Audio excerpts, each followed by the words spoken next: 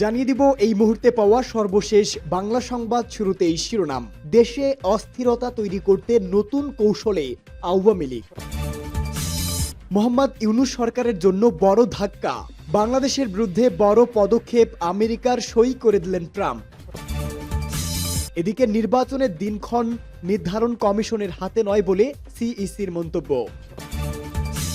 পরেই জানাবো, এবার ভারতকে শিক্ষা দিতে পাকিস্তানের সঙ্গে আরও ঘনিষ্ঠ সম্পর্ক গড়তে যাচ্ছে বাংলাদেশ। সর্বশেষ জানাবো, নির্বাচনের সময় অন্তর্বর্তী সরকার যথেষ্ট নিরপেক্ষ থাকবে বলে আসিফ নজরুলের বার্তা। সংবাদ শিরোনাম শুনছিলেন, এবারে বিস্তারিত।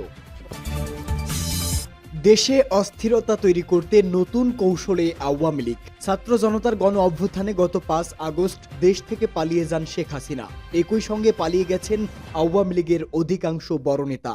এখন বিদেশে বসে দেশে নানা ধরনের অস্থিরতা তৈরির পায়তারা করছেন তারা। ক্ষমতাচ্যুত আওয়ামী লীগ সরকারের বিগত 15.5 বছরে দেশ থেকে পাচার করা অর্থের একটি অংশ এখন আবার রেমিটেন্সের আদলে দেশে ফিরে আসছে। ওইসব অর্থের একটি অংশ সরকারকে চাপে ফেলতেও দেশকে অস্থিতিশীল করতে ব্যাহত হচ্ছে।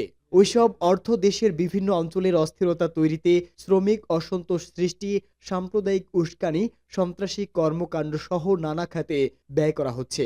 এসব অর্থায়ন ঠেকাতে সরকার কঠোর পদক্ষেপ নিয়েছে। এরই অংশ হিসেবে বিদেশি এক্সচেঞ্জ হাউসের মাধ্যমে দেশে এখন রেমিটেন্স পাঠাতে হলে অর্থের উৎস জানাতে হবে। খবর সংশ্লিষ্ট সূত্রের। কেন্দ্রীয় ব্যাংকের প্রতিবেদন থেকে দেখা যায়, বিগত সরকারের শেষ দিকে প্রবাসীদের পাঠানো রেমিটেন্স প্রবাহ কম ছিল। গত 5 আগস্ট আওয়ামী লীগ সরকারের পতন হলে রেমিটেন্স প্রবাহ বাড়তে শুরু করে। গত সরকারের শেষ মাসে অর্থাৎ জুলাইতে রেমিটেন্স এসেছিল $191 কোটি, যা আগের বছরের একই মাসের তুলনায় 3.30% কম। আগস্টে রেমিটেন্স বেড়ে দাঁড়ায় $222 কোটি, যা আগের বছরের একই মাসের তুলনায় 38.54% বেশি। সেপ্টেম্বরে তা আবারও বেড়ে রেমিটেন্স দাঁড়ায় $241 কোটি, যা আগের বছরের একই মাসের তুলনায় 81.20% বেশি। অক্টোবরে রেমিটেন্স এসে দাঁড়ায় $240 কোটি, যা আগের বছরে একই সময়ের তুলনায় 21.5% বেশি। নভেম্বরে রেমিটেন্স সামান্য কমে দাঁড়ায় $220 কোটি, তবে তা গত বছরের একই সময়ের তুলনায় 14.2% বেশি ছিল। ডিসেম্বরে রেমিটেন্স প্রবাহ রেকর্ড পরিমাণে বেড়ে দাঁড়ায় $264 কোটি, যা আগের বছরের একই মাসের তুলনায় 32.52% বেশি। গত বছরের জুলাই ডিসেম্বরে রেমিটেন্স বেড়েছিল 3%। চলতি বছরের ওই সময়ে বেড়েছে 27.5%। সই করে দিলেন ট্রাম্প, বাংলাদেশের বিরুদ্ধে বড় পদক্ষেপ আমেরিকার, আরও সমস্যা ইউনূস। শপথ গ্রহণ করার পর থেকেই একের পর এক কঠোর সিদ্ধান্ত নিয়ে চলেছেন মার্কিন প্রেসিডেন্ট ডোনাল্ড ট্রাম্প। এবার বাংলাদেশের বিরুদ্ধেও কঠোর পদক্ষেপ নিলেন তিনি। বাংলাদেশে USAID প্রকল্পের আওতাধীন সমস্ত কাজ বন্ধের নির্দেশ দিয়েছে ডোনাল্ড ট্রাম্প। এই নির্দেশে সইও করে দিয়েছেন তিনি। আমেরিকার এই সিদ্ধান্ত বাংলাদেশের মোহাম্মদ ইউনূসের নেতৃত্বাধীন অন্তর্বর্তী সরকারের জন্য বিরাট বড় ধাক্কা। এর সরাসরি প্রভাব বাংলাদেশের অর্থনীতিতেও পড়তে পারে। USAID প্রকল্পের অধীনে বাংলাদেশের স্বাস্থ্য, শিক্ষা, খাদ্য, পরিবেশ সহ বিভিন্ন ক্ষেত্রে কাজের জন্য অনুদান দিত আমেরিকা। সেই অনুদান পুরোপুরি বন্ধ হয়ে যাবে। পাশাপাশি আমেরিকার এই অনুদান বন্ধ হলে রোহিঙ্গা সমস্যার মোকাবেলা করতে গিয়েও বিপাকে পড়বে বাংলাদেশ। কারণ শরণার্থী শিবিরগুলোতে খাবার এবং থাকার জায়গা তৈরির জন্যও এই প্রকল্পে সাহায্য পেত বাংলাদেশ। এমনিতেই নিত্য প্রয়োজনীয় জিনিসের মূল্য বৃদ্ধি সমস্যায় জর্জরিত বাংলাদেশ। এবার মার্কিন অনুদান বন্ধ হলে ইউনূস সরকার আরও কঠিন পরিস্থিতির মুখোমুখি হবে। 2017 সাল থেকে এই প্রকল্পে বাংলাদেশকে প্রায় $2.4 বিলিয়ন মার্কিন আর্থিক সাহায্য করেছে আমেরিকা। স্বভাবতই ডোনাল্ড ট্রাম্পের এই সিদ্ধান্ত বাংলাদেশের জন্য বড় ধাক্কা। নির্বাচনের দিনক্ষণ নির্ধারণ কমিশনের হাতে নয় বলে মন্তব্য। নির্বাচন commissioner brigadier general Abul Fazal Mohammad Sanaullah বলেছেন, নির্বাচনের দিনক্ষণ নির্ধারণ নির্বাচন কমিশনের হাতে নয়। তবে প্রধান উপদেষ্টা যেমন বলেছিলেন, চলতি বছরের ডিসেম্বর থেকে 2026 সালের প্রথমার্ধে যে কোনো সময় দিনক্ষণ রাজনৈতিক দলগুলোর সঙ্গে আলোচনা করে এই টাইম ফ্রেমকে ধরে নির্বাচন হবে। কুড়িগ্রামের রাজারহাট উপজেলার সরকারি মীর ইসমাইল হোসেন কলেজের হলরুমে নতুন ভোটারদের সঙ্গে মতবিনিময় সভা অনুষ্ঠানে তিনি এসব কথা বলেন। আবুল ফজল মোহাম্মদ সানাউল্লাহ বলেন, ভোট যখনই হোক আমাদের একটা ভোটের তালিকা প্রয়োজন হবে এবং এই ভোটার তালিকা নিয়ে কিছু অভিযোগ আছে যেগুলো নিরসন করতে হবে। আমাদের কমিশন সবার সিদ্ধান্ত মতেই বাড়ি বাড়ি গিয়ে ভোটার তালিকা প্রণয়ন করা।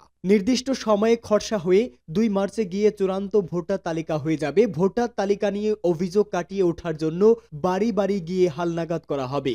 ভুয়া ভোটার তালিকা, মৃত ভোটারদের উপস্থিতি, বিদেশি নাগরিকদের উপস্থিতি, দত্ত ভোটারদের উপস্থিতি এগুলো কাটিয়ে ওঠার জন্যই ভোটার তালিকা হালনাগাদ করা হচ্ছে।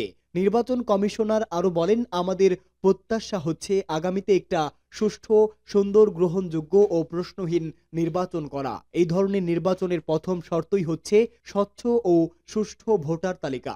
এ সময় কুড়িগ্রামে অতিরিক্ত জেলা প্রশাসক উত্তম কুমার, জেলা নির্বাচন কর্মকর্তা আলমগীর হোসেন, রাজারহাট উপজেলা নির্বাহী কর্মকর্তা আল ইমরান সহ উপজেলা প্রশাসনের কর্মকর্তারা উপস্থিত ছিলেন। পাকিস্তানের সঙ্গে সরাসরি বিমান যোগাযোগও চালু হয়ে যাবে এবার, ঘোষণা বাংলাদেশের রাষ্ট্রদূতের। পাকিস্তান এবং বাংলাদেশের মধ্যে সরাসরি কোনো বিমান যোগাযোগ নেই, এবার সেই পরিষেবাই চালু হতে যাচ্ছে। পেশোয়ার থেকে তা ঘোষণা দিয়েছেন বাংলাদেশের রাষ্ট্রদূত। পাকিস্তানের সঙ্গে ঘনিষ্ঠতা বাড়ছে বাংলাদেশের, এবার দুই দেশের মধ্যে সরাসরি বিমান পরিষেবা চালু হতে চলেছে, তেমনটাই ঘোষণা করেছেন বাংলাদেশ এবং পাকিস্তানের হাই কমিশনার মোহাম্মদ ইকবাল হোসেন। পেশোয়ারে একটি সাংবাদিক বৈঠকে কথা বলেন তিনি। পাকিস্তান এবং বাংলাদেশের মধ্যে সরাসরি কোনো বিমান যোগাযোগ নেই। এই পরিষেবা চালু হলে দুই দেশের পারস্পরিক সম্পর্ক আরও ঘনিষ্ঠ হবে বলেও আশা প্রকাশ করেছেন ইকবাল। সংবাদ সংস্থা পিটিআই পাকিস্তানের সংবাদ মাধ্যম দ্য এক্সপ্রেস ট্রিবিউনকে উল্লেখ করে এই তথ্য জানিয়েছে। বাংলাদেশ থেকে পাকিস্তানের উদ্দেশ্যে কবে বিমান উড়বে তা অবশ্য খোলাসা করেনি দূতাবাস।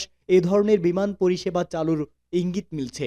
দুই দেশের গভীর এবং দৃঢ় সম্পর্ক উল্লেখ করে ইকবাল জানিয়েছে, সরাসরি বিমান পরিষেবা চালু হলে নতুন যোগাযোগ বা যাতায়াতের ক্ষেত্রে নয়, পর্যটন, শিক্ষা ও বাণিজ্যের ক্ষেত্রেও লাভবান হবে ঢাকা ও ইসলামাবাদ।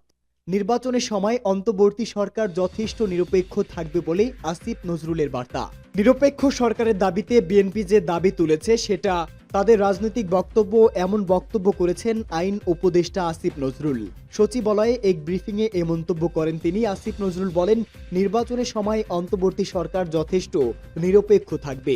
রাজনৈতিক দলের সাথে অন্তর্বর্তী সরকারের কোনো দূরত্ব নেই বলেও মন্তব্য করেন তিনি। উপদেষ্টা পরিষদ পুনর্বিন্যাস ইস্যুতে তিনি বলেন, উপদেষ্টা পরিষদে পরিবর্তন আসবে এমন কোনো খবর আপাতত নেই। দেশে এখন সেরকম পরিস্থিতিও তৈরি হয়নি। পরবর্তীতে প্রয়োজন হলে তখন পরিবর্তন আনা হতে পারে বলেও জানান উপদেষ্টা। এর আগে ফেসবুকে সমসাময়িক ঘটনা প্রবাহ নিয়ে একটি স্ট্যাটাস দেন আসিফ নজরুল। সেখানে তিনি বলেন, বিএনপির সাথে ছাত্রদের দূরত্ব আওয়ামী লীগকে উৎসাহিত করবে। গণ অভ্যুত্থানের শহীদ ছাত্র জনতার আত্মত্যাগকে মনে রেখে ঐক্যবদ্ধ থাকতে হবে বলেও পোস্টে উল্লেখ করেন তিনি।